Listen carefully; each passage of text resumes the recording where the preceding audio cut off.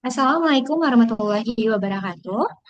Kami dari kelompok 2 akan mempresentasikan hasil tugas akhir kami mengenai literasi teknologi dengan judul Perencanaan Aplikasi sebagai Alat Pengecek Hoaks. Next.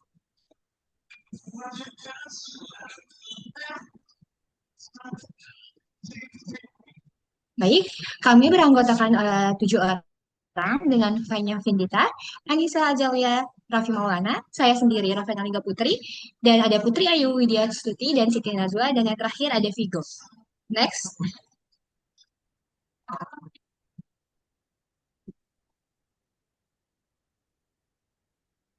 Baik, kita masuk ke latar belakang. Seperti yang kita ketahui, perkembangan teknologi digital membuat informasi menyebar cepat melalui media sosial dan platform jaring yang kini menjadi sumber utama masyarakat.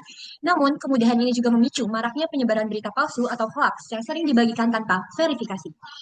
Survei CSIS dan Software Internet Lab Januari 2025 menunjukkan bahwa 72,8% masyarakat Indonesia aktif menggunakan internet pada tahun 2024.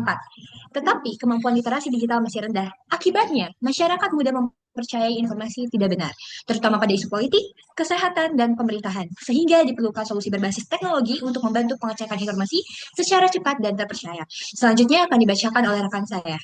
Next.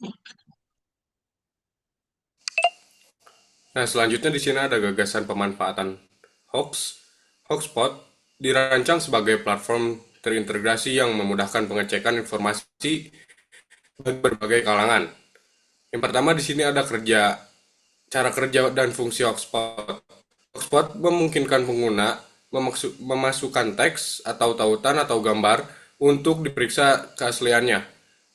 Sistem kemudian melakukan verifikasi dengan merujuk pada sumber-sumber terpercaya seperti Kominfo, Mavindo, dan Turnback Hoax ID.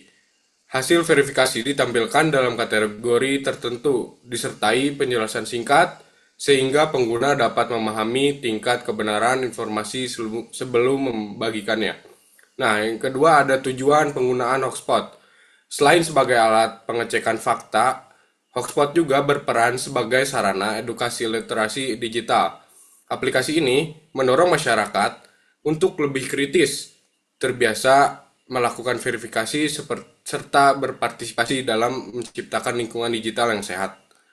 Next. Nah, selanjutnya di sini ada solusi melalui aplikasi Hoaxpot. Aplikasi ini dirancang mudah digunakan oleh semua kalangan dan mampu membantu masyarakat melakukan verifikasi informasi secara cepat, akurat, dan bertanggung jawab. Nah, di sini ada fitur dan mekanisme kerja.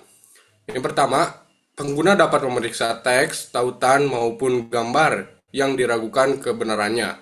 Yang kedua, sistem secara otomatis menghubungkan.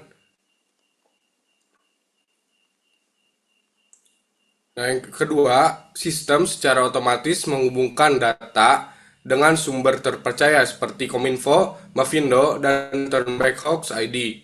Yang ketiga, hasil verifikasi diklasifikasikan menjadi benar, sebagian benar, dan tidak benar atau hoax, disertai analisis serta referensi valid. Nah, selanjutnya ada pendekatan teknologi. Yang pertama ada menggunakan Artificial Intelligence atau AI dan Natural Language Processing atau NLP. Yang kedua, mendeteksi ciri khas hoax seperti judul sensasional, provokasi emosi, dan sumber tidak kredibel. Yang ketiga, peran edukatif dan partisipatif. Yang pertama, menyediakan artikel literasi digital dan tips mengenai hoax. Yang kedua, publikasi berita terverifikasi mingguan. Yang ketiga, fitur laporkan hoax untuk melibatkan masyarakat secara aktif. Nah, selanjutnya di sini ada tujuan utama. Yang pertama, meningkatkan literasi digital masyarakat. Yang kedua, membentuk kebiasaan verifikasi sebelum menyalurkan informasi. Yang ketiga, mewujudkan ekosistem digital Indonesia yang sehat, cerdas, dan terpercaya. Selanjutnya akan disampaikan oleh teman saya. Oke, baik. Di sini selanjutnya ada timeline dan langkah-langkah strategis. Pengembangan aplikasi Hotspot dilaksanakan selama bulan November hingga Desember dengan tahapan kerja yang tersusun secara bertahap dan terencana. Tahap 1, kita menganalisis kebutuhan sistem pada waktu eh, tanggal 1 November. Kemudian tahap 2, pembuatan desain aplikasi dilakukan pada 2 November. Kemudian tahap 3, pengumpulan data pendukung yang dilakukan pada 3 November. Kemudian pada tahap 4, kita melakukan pembuatan prototipe pada 4 November dan tahap terakhir pembuatan fitur aplikasi pada 2 Desember. Next. Nah, di sini ada langkah-langkah strategis pengembangan. Yang pertama, analisis kebutuhan sistem dilakukan untuk mengidentifikasi kebutuhan fungsional dan non-fungsional sebagai dasar pengembangan aplikasi.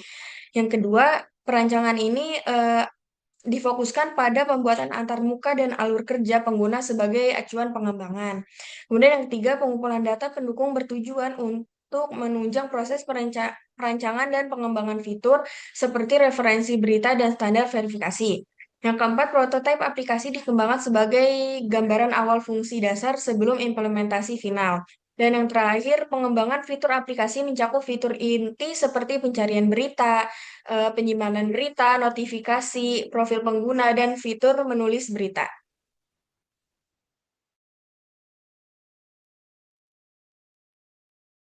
Baik, selanjutnya ada perancangan antarmuka pada aplikasi Hoaxpot.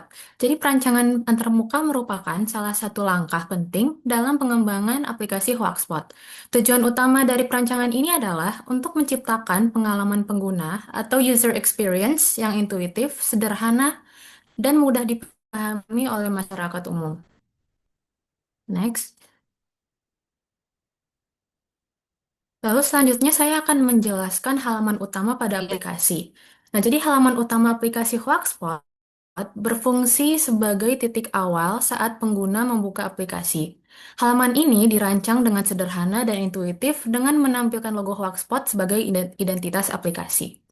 Pada bagian halaman ini tersedia tombol login, serta daftar bagi pengguna baru dan juga informasi singkat mengenai keunggulan aplikasi. Desain halaman utama dibuat sebagai supaya pengguna merasa nyaman dan dapat langsung memahami fungsi aplikasi dengan cepat. Next. Oke, selanjutnya halaman utama aplikasi Hoaxpot. Halaman utama aplikasi untuk masyarakat berfungsi sebagai dashboard utama bagi pengguna yang ingin mengakses aplikasi Hoaxpot. Di halaman ini, pengguna dapat melihat berbagai informasi penting seperti berita yang sedang trending, artikel berita yang baru saja ditambahkan, serta terdapat bagian-bagian yang membedakan antara berita hoaks dan fakta. Kemudian, gambar di sampingnya merupakan tampilan dari fitur garis 3 di pojok kanan atas. Desain halaman ini menggunakan warna cerah dan elemen yang mudah dibaca untuk meningkatkan kenyamanan pengguna. Next. Selanjutnya, ada halaman fitur simpan dan mencari berita. Di halaman fitur ini, memungkinkan pengguna untuk menyimpan berita yang dianggap penting atau ingin dibaca nanti. Berita yang disimpan akan masuk ke daftar seperti di gambar pertama, sehingga memudahkan pengguna untuk meninjau kembali informasi tersebut di kemudian hari. Kemudian, halaman selanjutnya menyediakan fasilitas pencarian dengan memasukkan kata kunci tertentu. Pengguna dapat menemukan berbagai berita terkait dari beragam sumber dengan cepat, sehingga proses verifikasi informasi dapat dilakukan secara lebih efektif dan akurat. Selanjutnya akan dibacakan oleh teman saya. Baik, selanjutnya saya akan menjelaskan mengenai 3 fitur utama yang terdapat pada aplikasi Hotspot, yaitu halaman profile, fitur menulis berita, dan juga notifikasi. Pertama, halaman profile. Jadi halaman ini berfungsi sebagai pusat aktivitas pengguna di dalam aplikasi. Pengguna dapat mengatur informasi pribadi, melihat riwayat artikel yang pernah ditulis, serta mengakses fitur menulis berita. Nah, dengan adanya halaman profile ini, aktivitas pengguna dapat terkelola dengan lebih rapi dan juga terstruktur. Kemudian yang kedua yaitu fitur menulis berita. Jadi fitur ini memberikan ruang bagi pengguna untuk berkontribusi dalam menulis artikel klarifikasi atau pengecekan fakta. Namun, artikel yang ditulis tidak langsung dipublikasikan. Jadi, seluruh konten ini akan melalui proses verifikasi terlebih dahulu oleh tim Hotspot, sehingga informasi yang disajikan itu tetap akurat dan dapat dipertanggungjawabkan nantinya. Kemudian yang ketiga yaitu halaman notifikasi. Jadi, halaman ini berfungsi untuk memberikan pemberitahuan kepada pengguna terkait artikel terbaru, pembaruan status verifikasi artikel yang ditulis, serta informasi penting lainnya.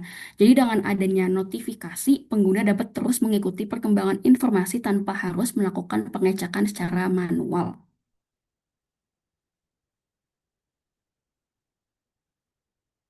Kemudian selanjutnya slide ini menampilkan tampilan artikel berita pada aplikasi Hotspot. Jadi pada halaman ini pengguna dapat membaca artikel yang telah dipublikasikan oleh tim aplikasi setelah melalui proses verifikasi. Informasi disajikan secara lengkap dan juga terstruktur, mulai dari judul, tanggal publikasi, isi berita, hingga sumber referensi yang digunakan. Desain tampilan artikel dibuat sederhana dan informatif agar mudah dibaca dan juga dipahami. Selain itu, pencantuman sumber dan juga referensi bertujuan untuk meningkatkan transparansi serta kepercayaan pengguna terhadap informasi yang telah disampaikan. Jadi melalui fitur artikel ini, Hotspot tidak hanya berperan sebagai aplikasi pengecek hoax, tapi juga sebagai media literasi digital yang membantu masyarakat memahami informasi secara lebih kritis dan juga bertanggung jawab. Selanjutnya akan dibacakan dan dipresentasikan oleh teman saya. Terakhir di kesimpulannya adalah penyebaran hoax di Indonesia masih menjadi masalah serius yang dipengaruhi oleh rendahnya literasi digital, tingginya penggunaan media sosial, serta kebiasaan masyarakat membagikan informasi tanpa verifikasi. Data dari Kominfo, KIC, dan SAIL menunjukkan kemampuan masyarakat dalam mendeteksi hoax masih rendah, sehingga dibutuhkan solusi yang efektif, cepat, dan mudah diakses. Melalui pengembangan aplikasi Hotspot, dihadirkan inovasi berbasis teknologi yang membantu masyarakat melakukan verifikasi informasi secara mandiri dan akurat.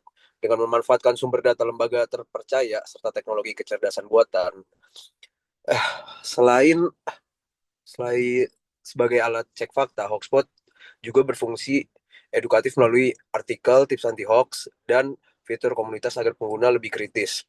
Dengan keterlibatan berbagai pihak dan tahapan pengembangan yang terstruktur sesuai timeline proyek, Hotspot diharapkan menjadi solusi nyata untuk membangun lingkungan digital yang lebih sehat, aman, dan bertanggung jawab.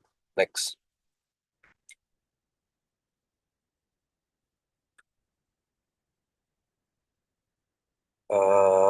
Itu saja presentasi dari kelompok kami. Bila ada salah, mohon maaf. Assalamualaikum warahmatullahi wabarakatuh.